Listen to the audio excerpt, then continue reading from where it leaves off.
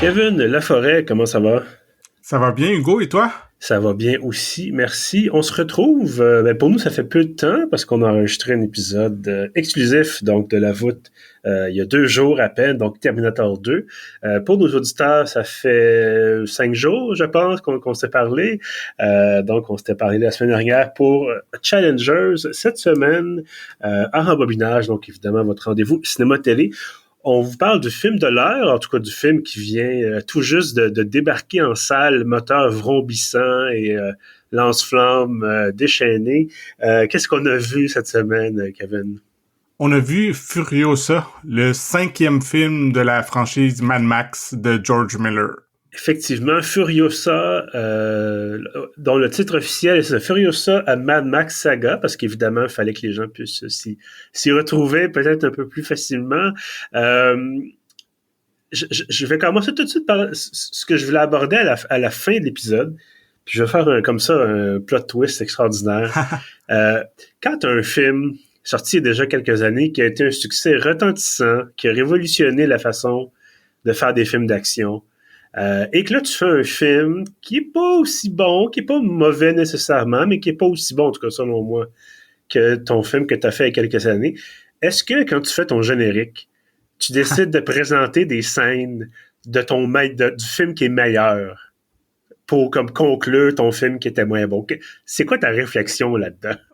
Ouais, je suis vraiment d'accord. Ça, c'était une décision étrange. Puis en plus, les scènes de Fury Road qu'on voit à la fin pendant le générique sont comme montées bizarrement, puis hors contexte. Puis Ouais. c'est vraiment bizarre. Oui, c'est une drôle de décision. Ça m'a rappelé un peu, puis là, je vais raviver cette douleur-là, je m'en excuse. Ça m'a rappelé un peu Matrice 4, quand il nous Ouais. présentait des scènes de Matrice 1, qui est un film tellement meilleur que Matrice 4. En tout cas, bref, fait que je suis allé voir Furiosa hier. Toi, je pense que tu l'as vu vendredi, c'est ça? Je l'ai vu jeudi. OK. Donc, c'est tout frais. Évidemment, le film vient de sortir, donc on va vous épargner les divulgateurs. Mais c'est ça, c'est le film, donc ça vient de sortir. Tout frais dans nos esprits, bien entendu. Et j'écoutais ça, puis autant je pouvais comprendre l'intérêt de d'expliquer l'origine de Furiosa qui, bon, on va le rappeler, dans Fury Road est joué par Charlize Theron, et on y reviendra, qui est un peu qui est en fait largement le personnage principal de ce film-là, qui est une conductrice de camion citerne blindée avec un bras robotisé qui décide, bon, de libérer les jeunes femmes qui étaient prisonnières d'un seigneur de guerre dans un paysage apocalyptique là, en Australie. Et donc, on vient nous présenter son histoire, d'où elle vient, pourquoi est-ce qu'elle a perdu son bras, entre autres, et des choses comme ça. Je peux comprendre l'idée. Je pense qu'on s'est perdu un petit peu en cours de chemin, dans le désert, quelque part. On a fait un mauvais virage, puis ça a donné ça. Toi, est-ce que tu as aimé Furiosa? Je pense que je l'ai aimé plus que toi. Okay. Je pourrais parler des choses que j'ai aimées dans le film. Il y a quand même des grandes qualités, je trouve, dans ce film-là.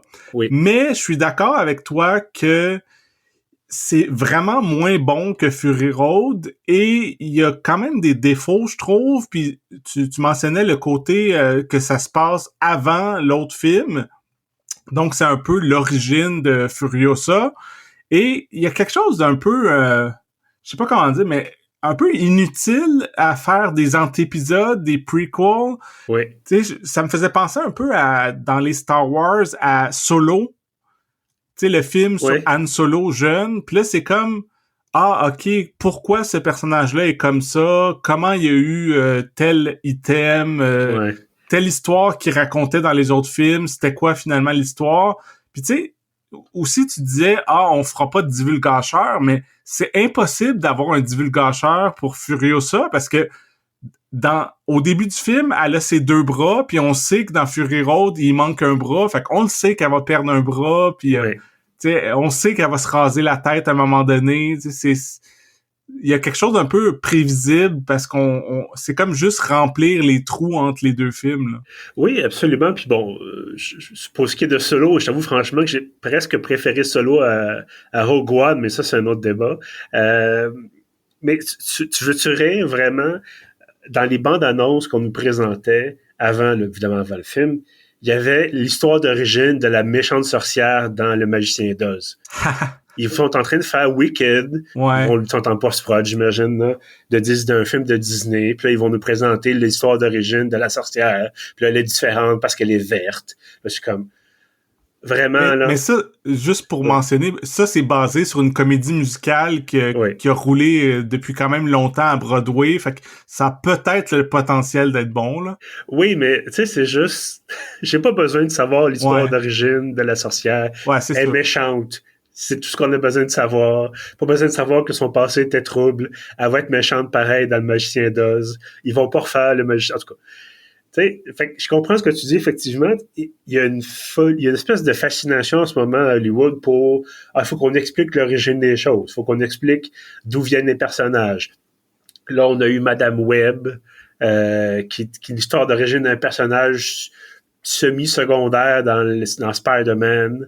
J'avoue que j'ai pas lu les BD, là, j'ai vu seulement moi je me souviens d'elle dans la série d'animation des années 90. Puis tu sais, elle était là, elle était weird.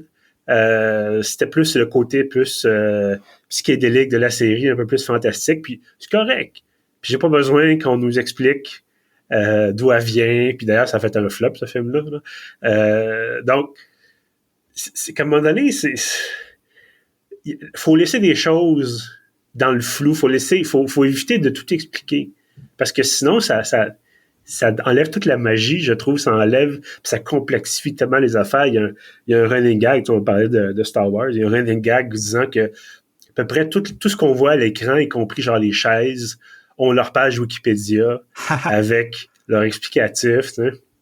Donc, ou c'est comme le roman La vie de mode d'emploi de Georges Perec, où on nous parle d'un immeuble d'habitation à Paris. Et là, on fait le tour de chaque appartement et pratiquement dans chaque pièce, on nous parle de chaque objet. Et tu peux avoir 10 pages sur l'origine d'un vase. Donc, c'est le genre de choses que c'est bon, sur le plan littéraire, ça peut être intéressant, mais faites pas ça pour tout. T'as pas besoin de... J'avoue que...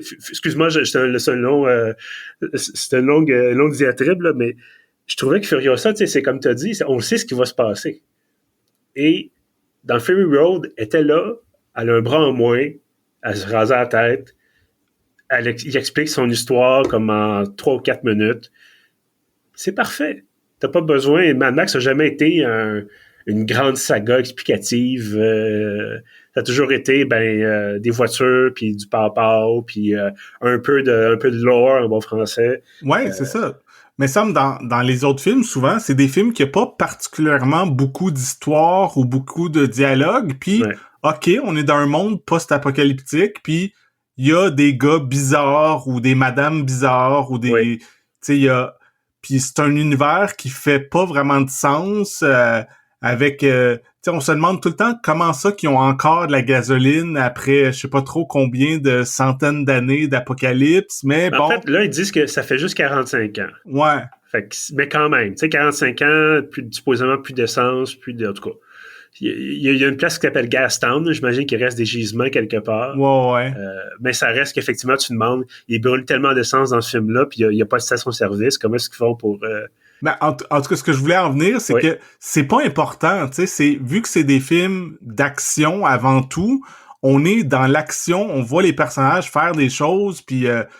de savoir que, OK, tel décor, ben, on va vous expliquer c'est quoi qui se passe exactement là, puis tel personnage, quand il était jeune, il a fait ci, il a fait ça, c'est un peu superflu, tu sais.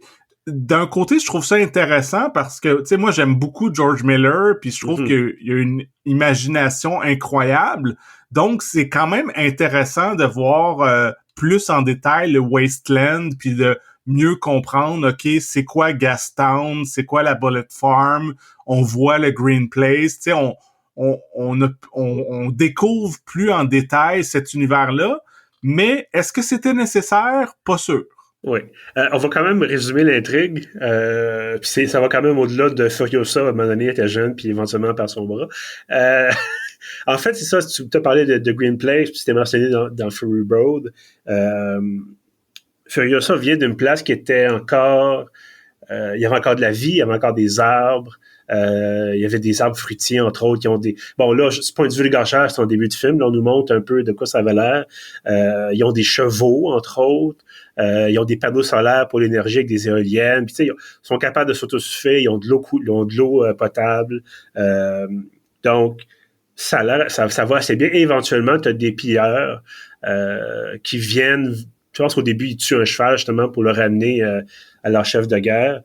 Et ils finissent par enlever Furiosa, qui est amené voir un certain Dementus. Et ça, c'est quand même intéressant. On va en discuter, toi et moi, qui est joué par Chris Hemsworth, qui joue enfin un méchant après avoir joué Thor pendant des décennies, pratiquement. Là, l'air de s'amuser pas mal à cabotiner un petit peu dans le désert. Et éventuellement, bon, on va rencontrer les gens qu'on avait déjà vus dans Fury Road, c'est-à-dire, Immortan Joe, on a la Citadelle, on a, tu sais, bon, c'est des endroits qui sont quand même connus. Tu as mentionné effectivement Gastown puis le Bullet Farm, donc on nous présente l'univers comme on le découvre finalement dans Fury Road, qui se passe tout de suite après. Et là, c'est ça, le film, ça va être en fait Furiosa qui va être un peu tiraillé entre son désir de retrouver sa famille, retrouver ses origines, et son désir de se venger de Dementus, parce qu'il l'a torturé psychologiquement. Il y a eu d'autres choses aussi. Bon, on donnera pas trop de détails. Mais bref, elle veut le tuer. Elle veut se venger. Elle veut en finir avec lui. Et ce film-là, c'est un peu double. Puis là, je pense qu'elle débat aussi à l'intérieur d'elle-même en disant, est-ce que je m'allie avec Immortan Joe, qui est pas vraiment mieux comme personnage, pour parvenir à mes fins. Puis là, bon, est-ce qu'elle est en train de devenir une méchante, elle aussi? Puis bon, mais effectivement, Miller jamais... En tout cas, au moins les films de Mad Max, là, je me souviens pas, j'avoue, je me souviens pas de Babe. Le Babe, le deuxième, Babe, oui. Pig in the City, qui est réalisé par George Miller, c'est incroyable. C'est un de ses meilleurs films, pour vrai. Bon, ben écoute, il a fait Happy Feet aussi. Fait que tu vois, il y a un petit côté joyeux quand même. Mais dans les films Mad Max, comme tu l'as mentionné, l'histoire c'était pas au cœur nécessairement du film. Le film, c'était les cascades, c'était l'atmosphère, c'était le côté apocalyptique. Mais c'est beaucoup là, évidemment, dans Furiosa, mais avec plus d'insistance, je pense, sur la structure narrative, parce que au lieu d'avoir, comme dans Fury Road, quelque chose qui dure quelques jours, finalement, là, ça dure des années. Donc, on a des ellipses, on a une espèce d'apprentissage à la dure de Furiosa, son adolescence et tout ça. Qu'est-ce que tu as pensé, toi, de ce changement-là, justement, au niveau de la structure scénaristique? Ben, je m'y attendais parce que dans le titre, ça le dit, c'est une saga, c'est pas juste un pur film d'action, comme tu dis, qui se passe sur quelques jours. Là, ça se passe sur 15 ans. Puis, quand on voit le film aussi, tu sais, l'histoire est séparée en chapitres. Il y a 5 chapitres à travers le film. Un film qui est très long, d'ailleurs, on peut le mentionner. 2h30, hein, ouais. C'est ça, c'est 2h30 comparé à Fury Road qui durait 2 heures à peu près exactement.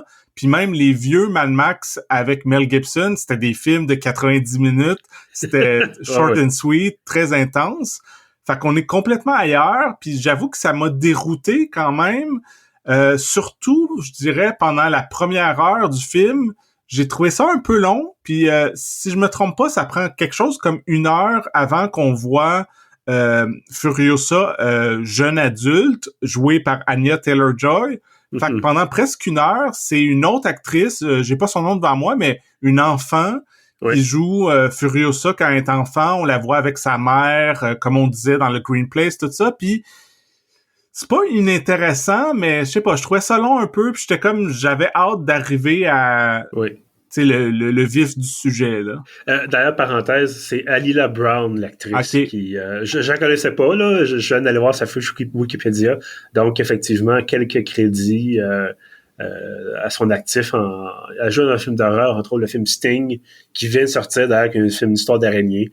Mais c'est pas mal tout ce qu'elle semble avoir fait pour l'instant. Mais elle a 14 ans, là, 14 ou 15 ans, donc on va lui laisser le temps de faire sa carrière. Excuse-moi, je t'ai interrompu dans c'est ça, ce que je voulais dire, c'est que c'est ça, je trouvais que ça prenait vraiment son temps. C'est un film qui est beaucoup plus lent, beaucoup plus long que les films précédents. Puis, tu sais, autant qu'on disait que Mad Max, en général, il n'y a pas beaucoup de dialogue, ce film-là, il est quand même bavard. Souvent, il y a des longues scènes de dialogue ou pratiquement des monologues. Puis c'est comme, encore là, c'est pas que c'est pas intéressant, mais c'est juste qu'on dirait, peut-être j'avais pas les bonnes attentes, que je m'attendais à plus d'action, plus quelque chose de plus viscéral, intense. Puis là, il y a des moments, j'étais comme ok, ça prend son temps. Puis aussi, je trouve aussi qu'il y a un côté un peu décousu, éparpillé. Tu sais, on dirait que George Miller, qui est quand même rendu, je pense, à plus que 80 ans, on sait pas combien de films il va faire encore. Puis on dirait que là, il se disait, si c'est mon dernier film, je vais mettre toutes les idées que j'ai à propos de l'univers de Mad Max, je vais comme toutes mettre dans un seul film. Fait que parfois, c'est peut-être trop. Oui. Oui, ben effectivement, il semble avoir voulu mettre beaucoup de choses dans ce film-là. C'est le retour un peu de la voix off qu'il y avait, je pense, dans Mad Max 2 ou 3, peut-être plus le 3, justement d'expliquer son univers, puis de développer des thèmes, et la question de la guerre aussi, puis la question un peu de, finalement, le côté cyclique de la violence de l'humanité. Puis c'est pas des choses qui sont intéressantes, en fait, c'est des thèmes qui sont vraiment passionnants, mais est-ce que Mad Max, c'est le véhicule idéal pour faire ça? Puis, quand je sortais du film hier, puis je repensais à ça ce matin, juste avant qu'on enregistre, si ça s'était sorti avant Fury Road, je pense qu'on aurait beaucoup moins de problèmes. Il y aurait on aurait quand même des bémols, là, mais il y aurait beaucoup moins de problèmes avec ce film-là que maintenant, parce que, encore une fois, je disais au début d'épisode, il a fait quelque chose d'extraordinaire. C'était un film d'action fantastique. Bon, ça a été, semble-t-il, une horreur à tourner, là, mais ça a été un film d'action fantastique avec un paquet d'effets réalistes, du feu partout, et un feu, tu sais, ça arrêtait jamais. Ça a arrêté une seule fois, je pense, dans Fury Road, c'est quand ils sont ils trouvent finalement la famille ce qui reste de la famille de Furiosa. Puis ils décident, est-ce qu'on va dans le désert ou on vire de bord pour aller prendre la citadelle? C'est à peu près la seule fois où il n'y a pas d'action, puis il n'y a pas de fusillade ou d'explosion. Et là, comme tu l'as dit, c'est un film qui est très décousu, parce que là, tu as scène d'action, long passage où il se passe pas grand-chose, et là, on répète. Mais pourtant, il y en a de l'action. Dans un film de 2h30, t'en as des scènes de véhicules, puis t'en as des scènes de course-poursuite, de voitures, puis t'en as du bruit de moteur. Mais à un moment donné, j'étais comme, on est rendu où, là? C'est qui court après qui? Tu sais, c'est OK, on a compris que t'es dans un char, puis OK, on a compris que le char fait du bruit, puis c'est comme, peut-on avancer, can we get to the point? C'est un peu... Ouais. Mais je trouve que la deuxième moitié du film, elle ressemble un peu plus à Fury Road. Plus ça va, plus que Anya Taylor-Joy, elle se transforme vraiment en la Furiosa qu'on connaît. Tu sais, comme on disait, éventuellement, elle perd son bras, elle se rase la tête, tout ça, puis elle se met de l'huile dans le front, tu sais, puis on retrouve vraiment le personnage qu'on aimait. Puis, il y a, dans la deuxième partie du film, il y a beaucoup plus d'action. À peu près au milieu du film, il y a une longue séquence de poursuite avec un camion-citerne blindé. Puis là, il y a plein de motos qui sautent dessus. Il y a même des espèces de deltaplanes, il y a des explosions, puis tout. Puis j'avais pas un chronomètre avec moi, mais j'ai l'impression que c'est un bon 10-15 minutes d'action intense. Puis je dirais que cette scène-là, c'est là que ça m'a comme regagné le film. Là, j'ai fait « Ah, OK, c'est à ça que je m'attendais plus. » Puis c'est comme vraiment cool. Puis ça marche au bout de cette séquence-là. Puis après ça, dans le film, jusqu'à vers la fin, il y a quand même aussi d'autres super scènes d'action. Puis là, j'étais comme « Ah, finalement, j'aime ça. » Tu sais, ça a pris longtemps avant d'arriver à ça, mais ils ont trouvé le moyen quand même de livrer la marchandise, là. Oui, effectivement, tu as une attaque de convoi, justement, avec Tom Burke, qui joue un personnage assez intéressant là-dedans, là, un conducteur de convoi, justement, il y a un petit... Encore une fois, on va pas trop rentrer dans les détails, mais il y a un semblant de début de relation. Bon. Et c'est ça, ce côté-là, c'est intéressant parce que, bon, autant on avait vu un peu l'équivalent dans Fury Road en début de film, autant là, c'est comme, OK, c'est différent. Comme tu as dit, il y a un deltaplane, il y a des parachutes. C'est vraiment comme... Ça va dans tous les sens, puis c'est aussi audacieux, pratiquement, sinon plus, que dans l'attaque avec... au début du film avec Charlize Theron, là, où il y avait des espèces de véhicules couverts de piquants et tout ça. Là. Donc, il y a une espèce de mécanisme à l'arrière des camions dans ce film, dans Furiosa, où tu pars ça, puis c'est une espèce de truc qui pivote sur lui-même, une espèce de toupie. Et là, t'as des chaînes avec des... En fait, c'est des masses... Pas des masses d'armes. Il y a un terme, c'est pas une masse d'armes, mais bref, il y a une chaîne avec une boule avec des piquants au bout. Et là, ça tourne et ça frappe les motocyclistes ou ça frappe les véhicules. Ça me rappelait un peu Kill Bill, là, la scène avec les collières japonaises. Là. Donc, tu sais, OK, c'est original, c'est divertissant. Il y a beaucoup de moments où j'étais avec une amie, puis il y a beaucoup de moments où on riait un peu parce que c'était tellement over the top. Mais c'est ça, il y a comme... Ça nous rappelait aussi, Fury Road, il y avait ça. Puis tu sais, la comparaison est tout le temps là, puis je pense que c'est ça le problème aussi. J'ai envie de t'entendre, tu as mentionné Anya Taylor-Joy, on va en parler, mais j'aimerais faire qu'on parle de Chris Hemsworth. D'abord, j'ai mentionné un peu son personnage qui était le personnage de Dementus. Qu'est-ce que tu as pensé, toi, de ce personnage-là? Ben, c'est une bonne performance. Tu sais, t'en parlais un peu, tu sais, il y a un côté très grandiloquent, un peu truculent. Tu sais, c'est un méchant, mais tu sais, il est un peu drôle aussi. Puis Chris Hemsworth, ils ont mis une espèce de prothèse de un gros nez, puis tout, il est plus ou moins reconnaissable. Fait que, tu sais, c'était le fun de le voir dans un autre genre de rôle que Thor. Thor qui est comme vraiment le héros blond, musclé, puis tandis que là, c'est un espèce de personnage plus grotesque, là. Oui, puis bon, évidemment, ça reste Chris Hemsworth, il est en chest tout le long du film. Ouais. Donc, ça, c'est... Mais effectivement, il est un peu grotesque par moment, mais il est quand même très violent. Tu sais, ça me faisait un peu penser au Joker, des fois, parce que, bon, autant il peut faire des blagues, autant la seconde d'après, il peut te trancher la gorge. Là. C'est un peu ça aussi. Tu vois, j'ai trouvé que c'était dommage un peu. J'ai trouvé qu'il devient vraiment intéressant comme personnage 5 minutes ou 10 minutes avant la fin du film. Encore une fois, je ne donnerai pas de détails, mais c'est parce que tout le long, il est méchant, mais il est gaffeur un peu, puis tu dis par rapport aux autres méchants qui sont tellement sérieux, puis tu dis, OK, c'est quoi ça? Qu'est-ce qu'il essaie de faire? Comment il essaie de gérer ça? Puis tu comprends que lui, il sait qu'il n'y a pas d'espoir. Il sait que c'est l'apocalypse. Il sait que les gens qui se battent pour des valeurs, ça sert à rien. Donc, c'est pour ça que je disais, ça me faisait vraiment passer au Joker parce que c'est quasiment un anarchiste dans ce sens-là. Mais je trouvais que c'était pas assez exploité durant la majeure partie du film, parce que tu le vois, il est méchant, il fait des gaffes un peu, il est un peu, tu sais, il y a du bagou. Il y a beaucoup de séquences où il y a un micro, puis là, il fait des discours. Il faisait penser à Lord Homunculus dans Road Warrior, le deuxième Mad Max. Donc, c'est d'ailleurs ça que si tu n'avais pas vu ce film-là, ça vaut la peine, là, c'est une autre époque.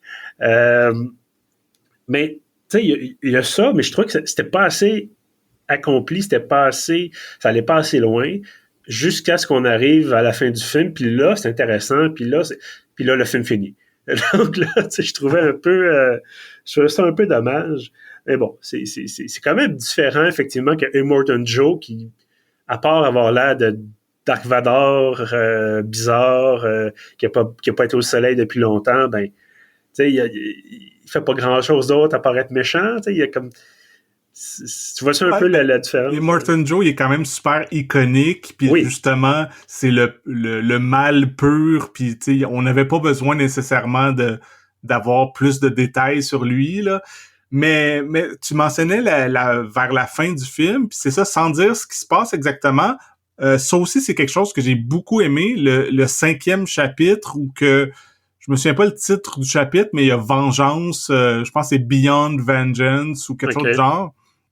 Puis là, c'est présent pendant tout le film, mais là, on se trouve vraiment dans une espèce de film de vengeance, un peu spaghetti western, là, vraiment le côté genre te rappelles-tu de moi, tu sais, je le mentionne un peu parce que je pense que c'est dans la bande-annonce, tu sais, Do you remember me, tu sais, la fille quand elle était enfant, il s'est passé des choses, puis là maintenant elle est adulte, puis elle l'a retrouvé, puis elle veut se venger de lui, puis ça pourrait être quelque chose de très classique et simple, mais sans décrire ce qui se passe exactement, je pense que j'ai jamais vu exactement ce type de vengeance-là. C'est assez, puis on est aussi dans les questions un peu philosophiques sur est-ce qu'on peut vraiment se venger? Est-ce que ça va changer quelque chose? Est-ce que c'est vraiment satisfaisant de se venger? Puis tu mentionnais plutôt Kill Bill, puis dans Kill Bill, il y avait beaucoup de ça, de dialogue aussi sur la vengeance, puis tout ça, là. Puis ça, c'était quand même intéressant, là.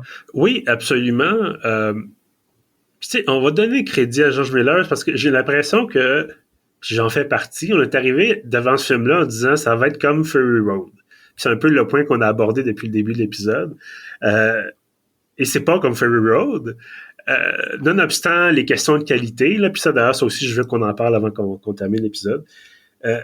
Mais parce que ça aurait pu être, tu sais, c'est quelque chose, effectivement, comme tu l'as dit, plus de dialogue, plus de réflexion, peut-être.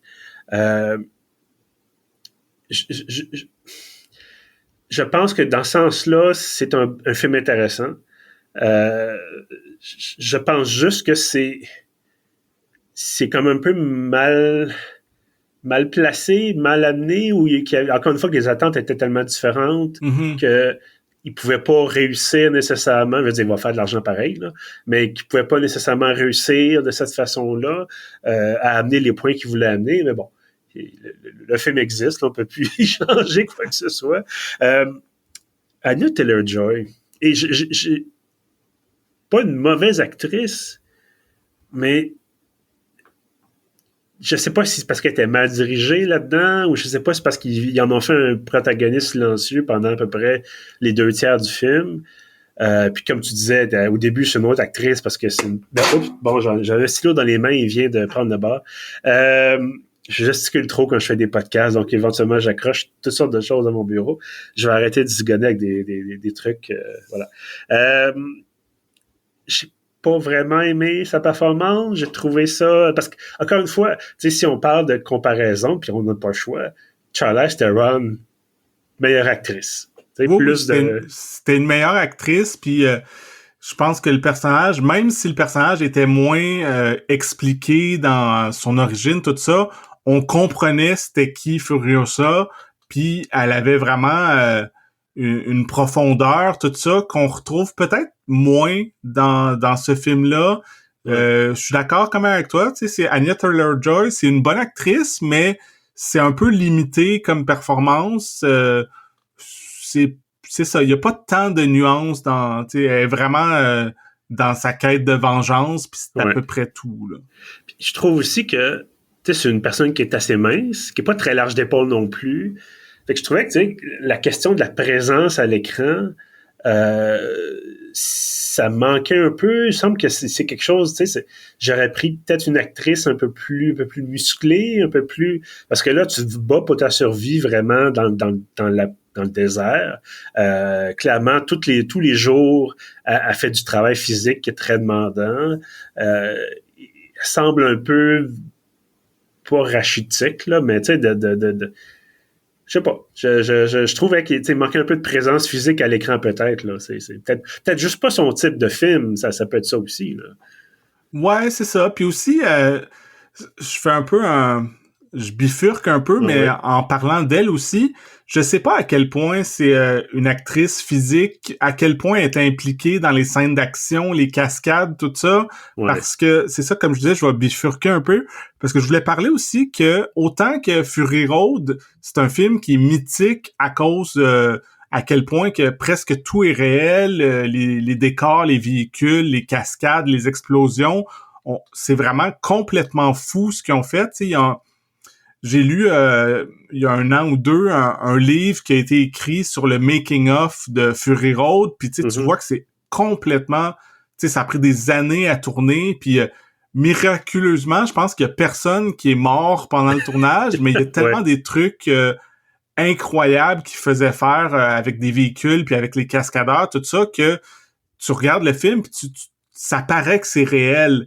Tandis Ouais. que dans Furiosa, me semble, on dirait qu'il y a plus de CGI, il y a plus d'écran vert, puis je chantais moins, puis tu sais, pour essayer de faire le lien avec Anya Taylor-Joy, parfois, c'est ça, j'avais vraiment plus l'impression que c'était pas elle qui conduisait pour vrai, qu'elle était peut-être devant un écran vert, tout ça, je la sentais moins dans l'action, là. Oui, ben effectivement, il y a beaucoup plus d'effets spéciaux par ordinateur. Puis même dans la bande-annonce, la première bande-annonce qui était sortie, ça paraissait vraiment beaucoup que c'était des fonds verts. Et il y avait une réaction assez négative, je pense. En tout cas, moi, j'avais réagi assez négativement en disant ils vont faire une version cheapo de Fury Road, ce qui est un petit peu ça, mais bon. Et c'est dommage parce que même dans le film, souvent, en plus, c'est mal exécuté. En tout cas, ça paraît vraiment que c'est pas raccord nécessairement ou que ça a été... puis je comprends, il y a des scènes que tu peux pas faire avec des vrais acteurs puis des vrais véhicules, des scènes d'explosion puis des véhicules qui se rentrent dedans puis tout ça, puis bon.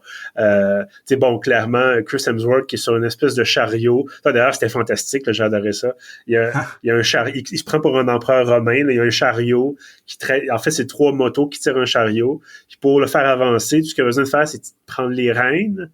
Alors que, tu sais, il appuie pas sur des pédales, il conduit pas, il y a pas de volant, il y a pas rien. C'est comme, non, j'ai un chariot avec des motos, puis deal with it. C'est comme, OK, ça j'aime ça c'est parfait. Mais le reste du temps, c'est ça, c'est que c'est des trucs, tu te dis, t'avais-tu besoin, à ce moment, tu sais, si ton budget est limité, puis si tu dis ta qualité d'effets spéciaux est pas nécessairement au point, ou si tu vois que ça va paraître que c'est fait à l'ordinateur, est-ce que tu as besoin de l'avoir dans ton film? Si oui, est-ce que tu peux renforcer quelque chose pour, tu sais, dissimuler des trucs pour que ça paraisse un peu moins ou quoi que ce soit? Parce qu'il y en avait du CGI dans Fury Road. Ouais, c'est sûr. Mais, je veux dire, il y en avait, ça paraissait pas. À part la tempête, mais tu sais, bon, le gars qui jouait de la guitare qui crachait du feu, c'était un vrai gars qui jouait de la guitare puis qui crachait vraiment du feu. Donc, tu sais, des choses comme ça, tu dis, OK, ça on veut ça, puis ça, on veut... Puis encore une fois, c'est une histoire, c'est un cas de le film précédent a mis des attentes tellement hautes que c'est dur, ne serait-ce que de les réatteindre ou de les dépasser. Mais donc, c'est ça, la qualité visuelle, malheureusement, ça faisait plus un peu... je sais pas, j'aurais peut-être vu ça en série télé, je sais pas. J'ai peut-être sûr qu'à ce moment-là, tu perds, tu sais, si t'as pas tout ce spectacle-là de violence sur grand écran, ben tu perds quelque chose, là. Mais c'est ça. Je trouvais que c'était qualité un peu à la baisse. Ouais, je suis quand même d'accord, mais tu sais, on arrive vers la fin de l'épisode, puis tu sais, je veux quand même mentionner que moi, c'est un film que, malgré tout ce qu'on a dit, que je recommande, comme tu disais aussi, à voir sur grand écran. Moi, je l'ai vu en IMAX, puis c'est quand même spectaculaire. Mais c'est ça, je pense, le gros problème, puis on l'a répété plusieurs fois, c'est que ça survient après Fury Road, qui est vraiment un chef-d'œuvre, qui est un des meilleurs films d'action de tous les temps.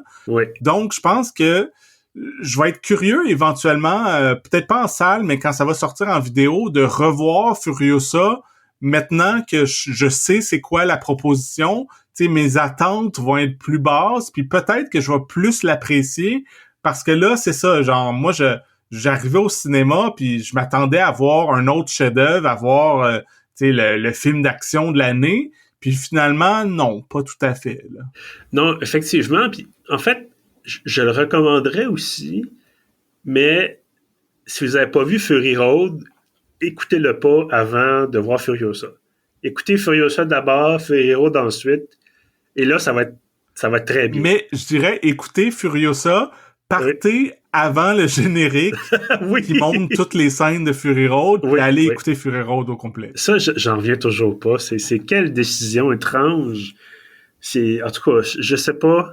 J'aime beaucoup George Miller. Il fait des excellents films. Puis des fois, tu te dis, OK, t'as voulu faire quelque chose. Puis peut-être que le studio fait comme non, on va décider de telle affaire. C'est peut-être pas lui qui a décidé de mettre les scènes de Fury Road dans le générique. C'est peut-être quelqu'un au studio production qui fait comme, hey, on a du temps à l'écran, on va mettre des affaires. Quel mystère. Mais bon, ça reste ça. Je veux dire, ça reste un film. C'est pas un navet, c'est pas la pire affaire que j'ai vue cette année. Unfrosted. Mais au mois de mai encore, hein, peut-être qu'on a le temps de voir d'autres navets d'ici la fin de l'année. Mais bon, non, on fait des farces, mais ça reste, il y a des bons moments et des moments où j'ai trippé, des moments où, tu sais, c'est vraiment, c'est ça, c'est de l'action pure, puis là, c'est de l'adrénaline, puis des affaires qui n'ont pas de bon sens, puis j'écoutais, il y a mon ami qui me disait ça hier, puis j'ai écouté une critique ce matin qui disait à peu près la même chose. Qui sommes-nous pour empêcher George Miller de jouer avec des petites voitures? Qui n'a pas rêvé?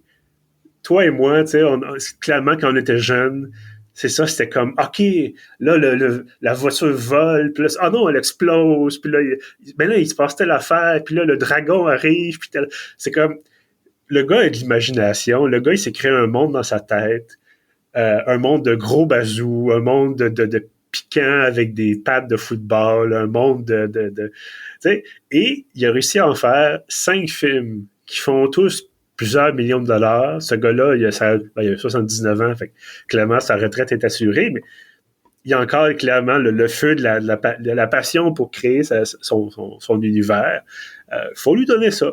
Puis, je veux dire, là-dessus, ben oui. Il y a sûrement eu comme tu disais, il y a sûrement eu beaucoup de fun à le faire, puis tu disais les petites autos, ça me faisait penser à, je pense que c'est Orson Welles qui disait que le cinéma, c'est comme un kit de train miniature, tu sais, souvent, maintenant, je sais pas, mais à une autre époque, tu sais, c'était les enfants, il y avait un petit train miniature, puis ils pouvaient mettre plein de choses, puis jouer avec, puis c'est un peu ça le cinéma, il y a un côté quand même ludique, là, d'orchestrer tout ça, là. Oui, absolument. Et on a des petites références dans le film, des choses qui reviennent, je pense, à chaque Mad Max, justement. On ne dira pas ce que c'est, mais bon, les gens qui ont déjà vu d'autres films de la série vont comprendre. Tu sais, c'est pas un divertissement, c'est pas un mauvais divertissement, c'est pas un chef-d'œuvre. Le chef-d'œuvre, c'est en 2015, mais c'est ça, c'est pas un mauvais divertissement. Donc voilà, c'est Furiosa, ce film existe. Et si vous voulez le voir, effectivement, allez le voir en salle. Ça vaut la peine à ce moment-là de le voir sur grand écran plutôt que sur petit écran. Ben écoute, Kevin, merci d'avoir bravé les terres dangereuses de l'Australie avec moi. Ben oui, merci à toi. Toujours un plaisir. Effectivement. Merci à ceux qui nous écoutent, évidemment. Si vous voulez retrouver d'autres épisodes de Rembobinage, on est sur pieuf.ca, on est également sur Apple Podcast et Spotify. Je le mentionnais en début d'épisode, on vient de faire une critique de Terminator 2, donc un autre meilleur film, un autre très, très grand film d'action voilà, donc des 40, maintenant bientôt 30 ou 40 ans, bientôt plus que 30 ans maintenant. On approche de la quarantaine d'années pour Terminator 2, c'est horrible. Donc, c'est disponible seulement sur abonnement, donc sur Patreon ou à la pièce, donc toujours sur Patreon. Vous avez le lien dans la description de l'épisode. Toi et moi, Kevin, on se retrouve très bientôt. Et sinon, ceux qui nous écoutent, ben, je vous invite, comme toujours, à vous abonner à l'infolette de pieuf.ca. Ça vous donne accès à l'ensemble des contenus qui sont publiés durant la semaine, y compris, bien entendu, les épisodes de podcast. À bientôt!